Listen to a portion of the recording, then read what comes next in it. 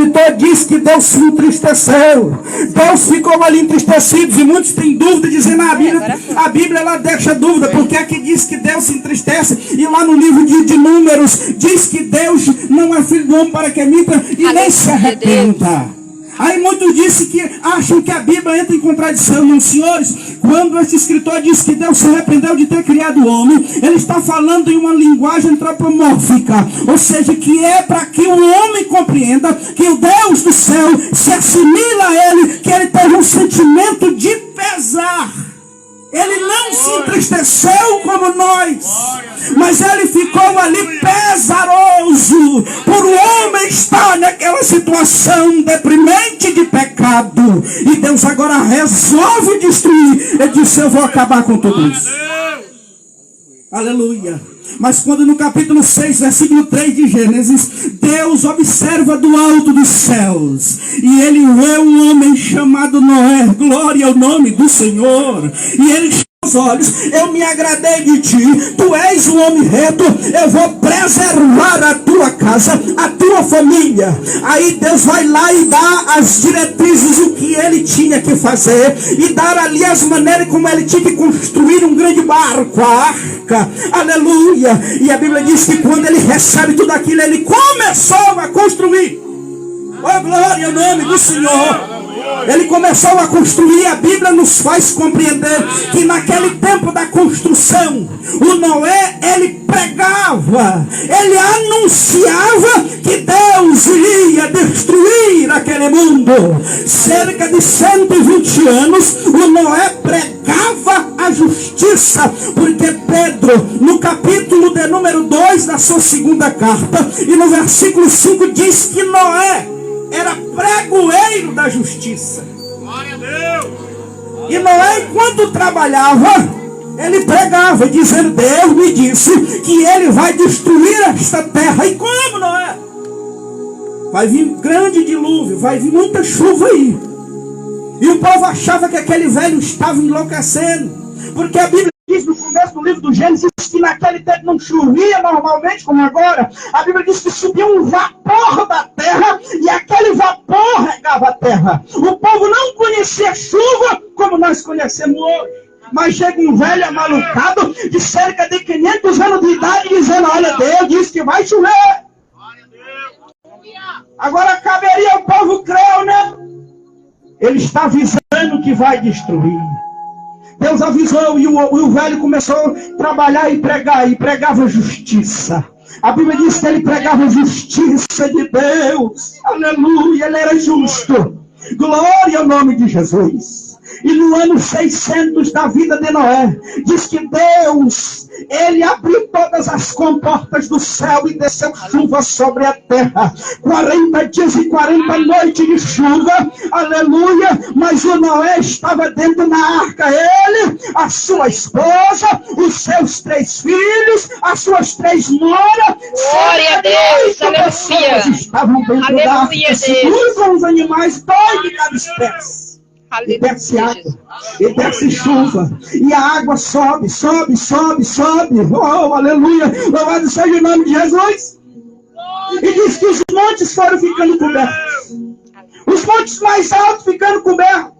E diz a Bíblia Sagrada que Deus cobriu os montes que tinham em cima da terra, cerca de 15 côvados acima dele.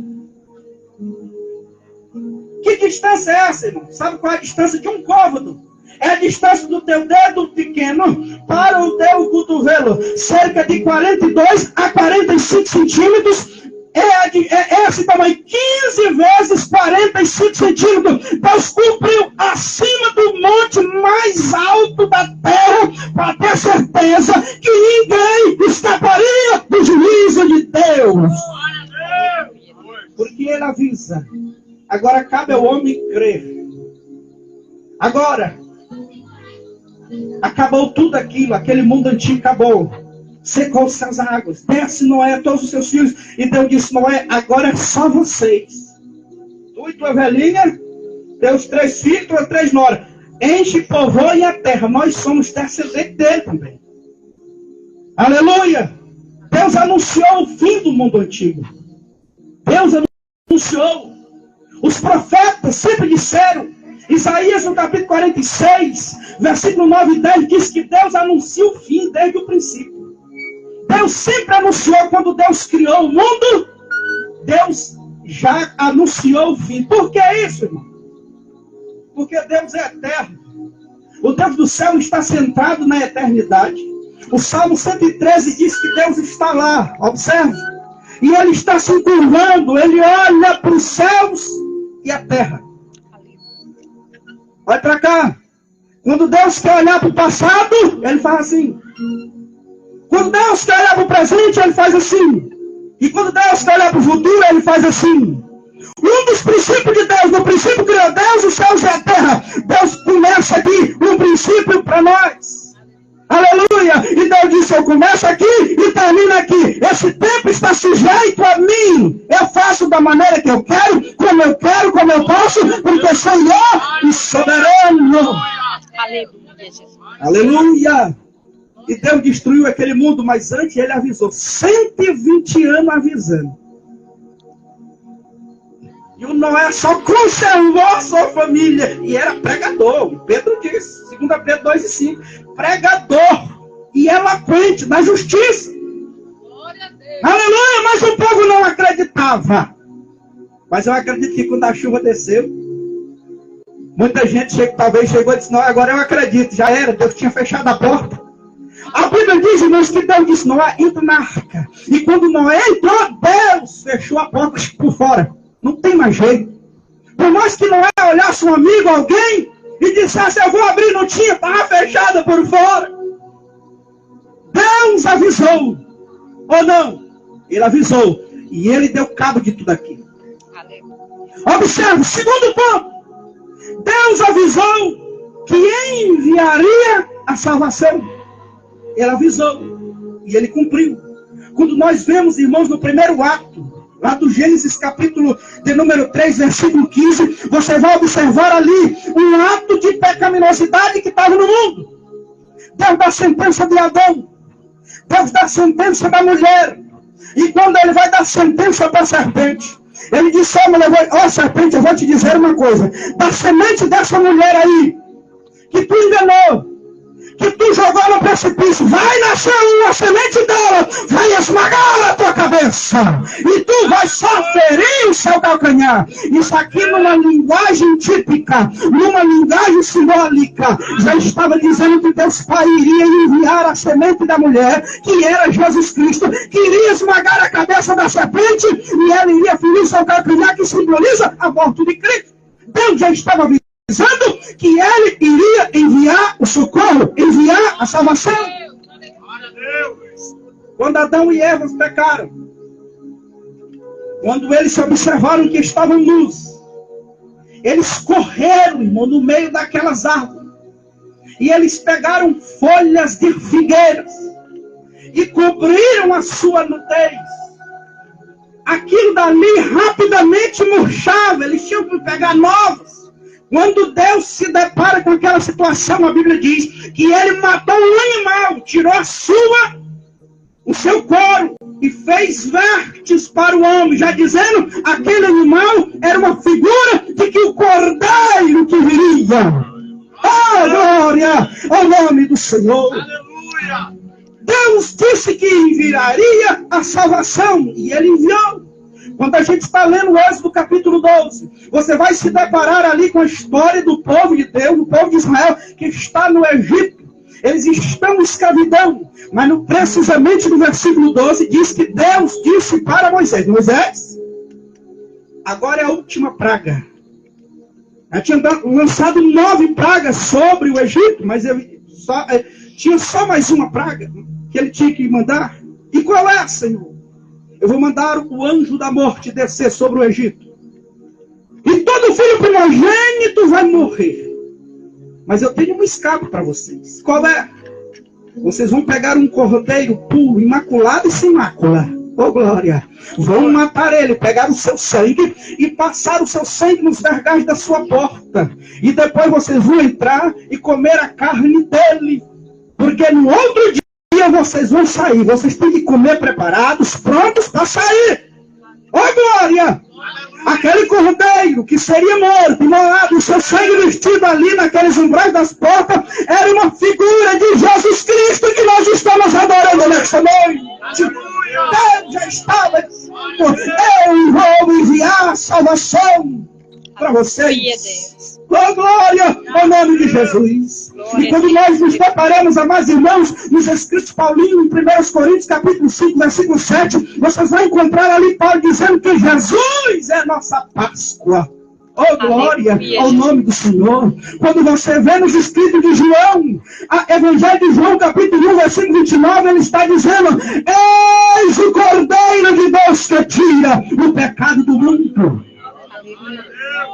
Jesus Cristo, ele sempre foi anunciado por Deus que ele viria. Ele viria enviar a salvação. Por que Deus disse que ia enviar a salvação? Porque o homem se encontrava num estado deplorável.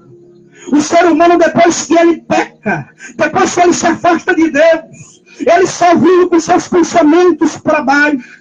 O homem que só vive no pecado, a sua natureza se transforma como natureza de porco. Ele só consegue olhar para baixo. O porco, ele não tem articulação aqui no seu pescoço para ele olhar para cima. Não, ele só olha para baixo. Só está fuçando em sujeira. Aleluia. Essa era a situação do homem. A Bíblia diz, irmãos, que todos pecaram. Romanos 3:23, todos pecaram e destituídos estão da glória de Deus. Estão longe, estão afastados. Quando você se depara nos escritos de Isaías capítulo 1, você vai entender que ali o homem está doente da planta do pé ao alto da cabeça. Ele está doente. Em Jeremias ele escreve dizendo que o coração do homem é mau. Quem o conhecerá? Somente Deus. O coração do homem é mau. Nos escritos de Paulo, Romanos capítulo 3, diz que o homem, a sua língua, ela transmite veneno de serpente. Os pensamentos do homem é mau. É mau. O ser humano hoje, ele vive nessa situação. Você não pode pisar no pé de alguém. Uma vez eu pisei sem querer no pé de uma pessoa, pedi desculpa, me perdão. Aí ela disse assim: desde quando inventaram esse negócio de desculpa? Eu nunca mais pude dar um tapa em alguém. Porque as pessoas vivem nessa situação. Você não pode aconselhar, você não pode dizer nada. O ser humano, ele está ferido, está magoado. Você não pode buscar. Você não pode dizer nada, que ele se magoa, ele fica triste, ele fica de cabeça baixa. Muitas vezes até na igreja, a pessoa também não vai nem para a igreja. Você vai visitar alguém, você diz uma palavra, ele fica magoado, triste, porque está doente. O pecado destrói o homem.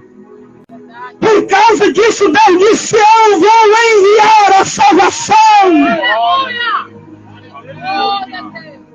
E o que é a salvação, pregador? A salvação, irmãos, a língua grega diz que é sotéria. E o que é isso? Livramento. A palavra sotéria significa livramento. Deus enviaria um livramento para o ser humano. O ser humano, naturalmente, irmãos, ele está caminhando a passos largos para o inferno. Ezequiel disse que a alma que pecar, essa morrerá. O homem está andando para o inferno, mas Deus disse: a criação que eu fiz, eu vou dar uma chance para ela. Eu vou enviar a salvação. Eita, glória a Deus! Deus poderia querer investir em Moisés, em Noé, em Jó, em Davi. Deus poderia talvez investir no homem mais sábio da terra, Salomão. Nenhum desses era apto para fazer a propiciação pelo pecado. E o que ele fez? Ele disse: eu vou descer. Eu vou descer. Deus deu essa revelação para Paulo, e ele escreve aos Filipenses no capítulo 2, versículo 5. Ele disse que Deus, ele não teve por usurpação ser igual a Deus, antes esvaziou de si mesmo, e ele abandonou a sua glória, e desceu nesta terra como servo, e desceu para morrer. Está falando de Jesus. Irmãos, amigos, só tinha uma porta para Jesus poder estar legalmente nessa terra. E qual é? Era pelo nascimento humano. Só ela era que dava legalidade para Jesus. Imagine um Deus que Jeremias disse no capítulo 23, versículo 23 do seu livro, que ele enche os céus e enche a terra. Isaías chegou a dizer que ele está sentado no céu e os seus pés, a terra ele tem como os cabelos dos seus pés. O que é escabelos? Escabelos é um banquinho pequeno que você coloca o pé em cima.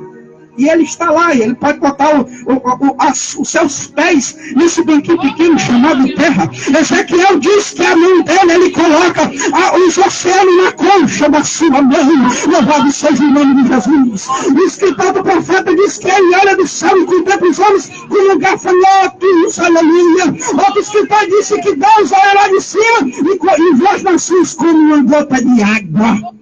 Imagina esse Deus todo-poderoso esvaziar de si mesmo para trazer a salvação para o pecador. Irmãos, esse amor aqui nem pode se escrever, por isso que João disse é tal, eu não tenho como escrever, Espírito Santo, eu não tenho como dizer é tal, é muito grande. Ele se esvazia de si mesmo e desce nesta terra.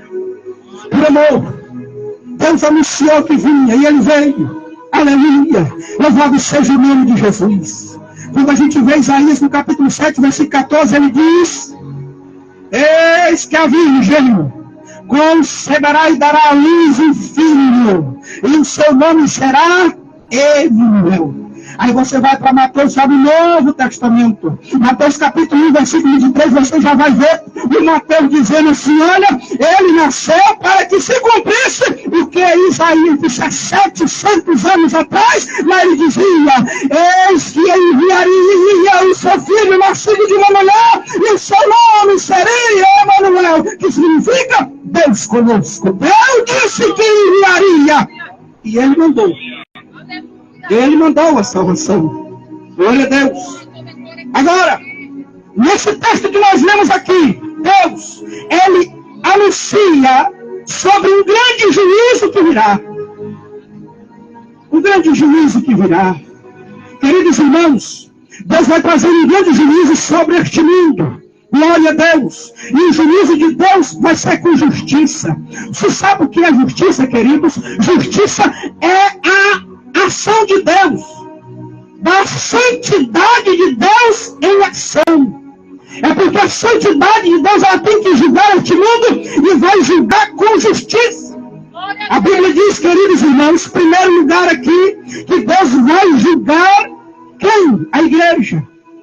Primeiro que Deus vai julgar a igreja. Romanos capítulo 14, versículo 10, diz que Deus vai julgar a igreja no tribunal de Cristo.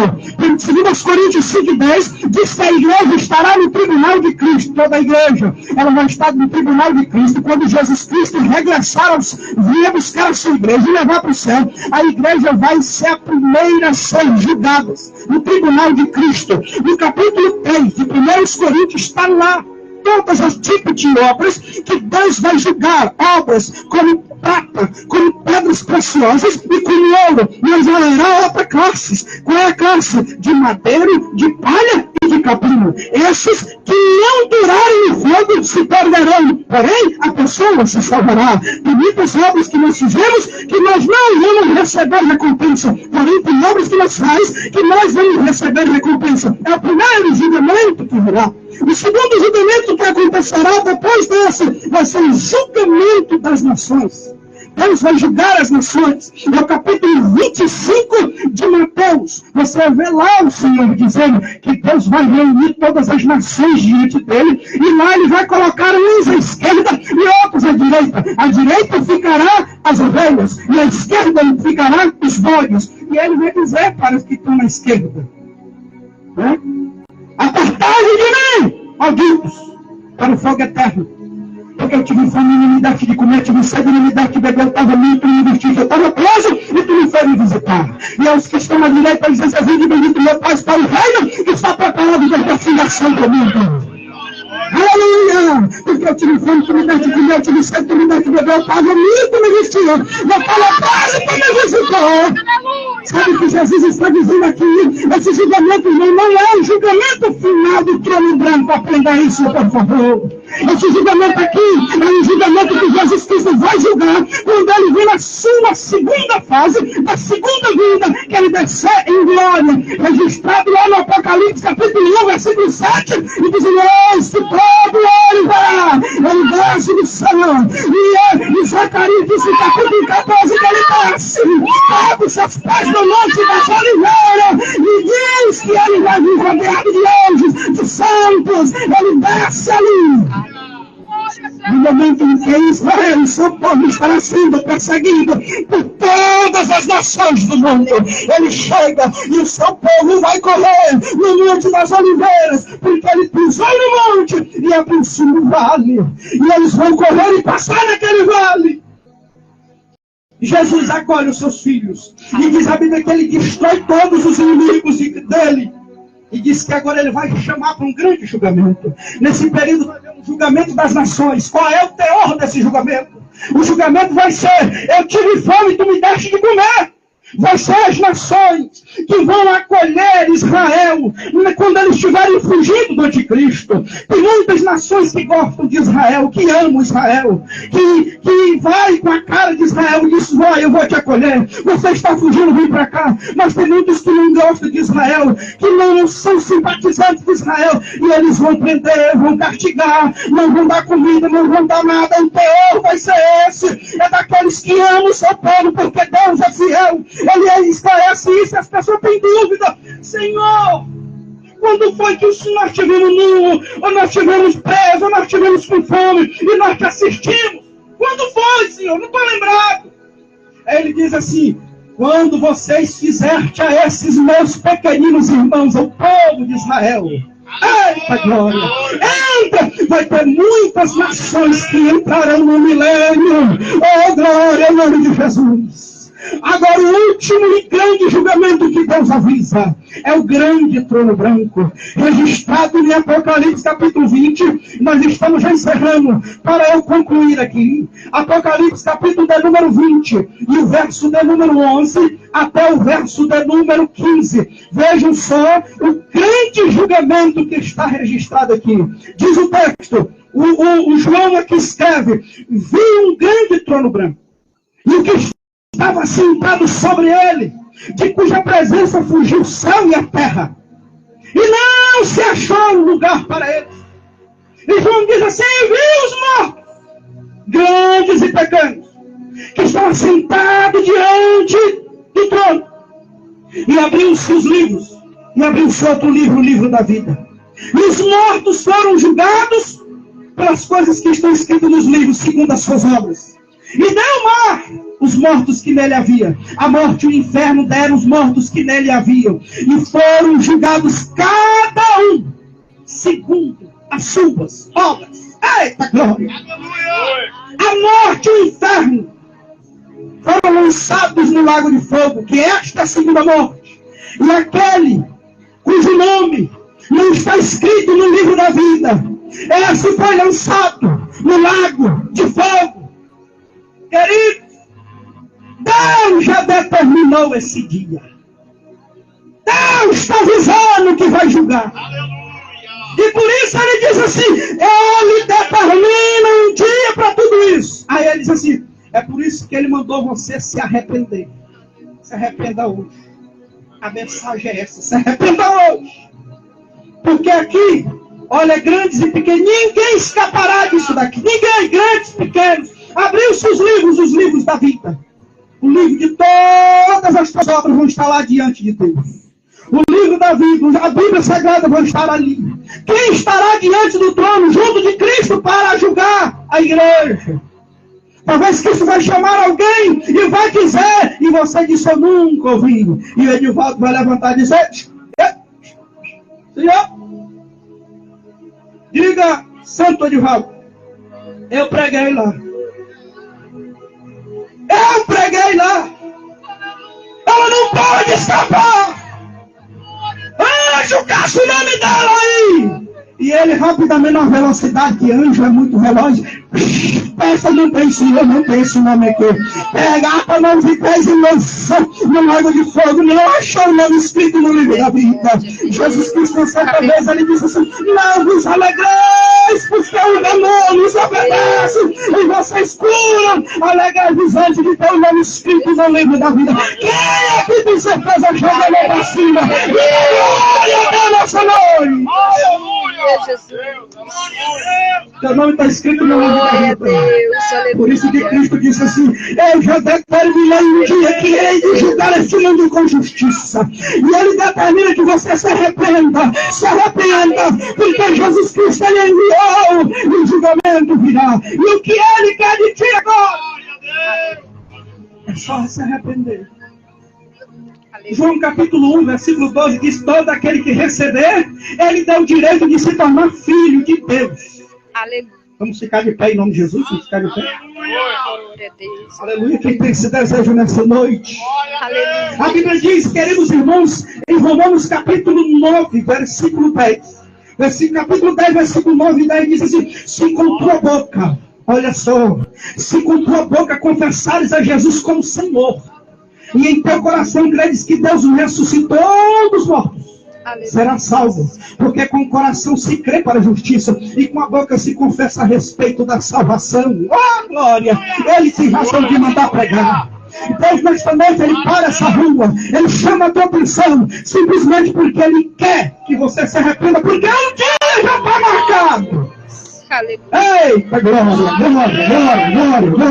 Se tem alguém de nós que quer fazer a sua decisão, vem. Aleluia, Deus. Nossos amigos que estão lá. Glória a Deus, aleluia. A mensagem aqui é séria. Eu tenho certeza que em algum momento da eternidade, Aleluia. Deus vai passar num grande telão. Oh, eu não tenho lateral grande telão. Para mostrar as nossas obras. Aleluia, você Deus. Pode negar, mas Deus vai mostrar para você. Nos Estados Unidos, ele tem uma câmera lá. Aleluia, Deus. Ele tem um satélite agora tão potente aí em Glória a cima. Deus, aleluia. Só. Ele tem um satélite tão potente aí em cima, que ele vem de lá e ele, através de raio e laser, ele vê o que é que tem dentro da casa que você está fazendo. Aleluia, Deus. É tão potente. Você vai dizer que Deus vai negar, eu nunca ouvi. E Deus, a Bíblia diz que ele tem os olhos como chama de fogo, ele vê tudo. Eita glória, ele vai mostrar, está aqui, oh glória. Está aqui, você ouviu.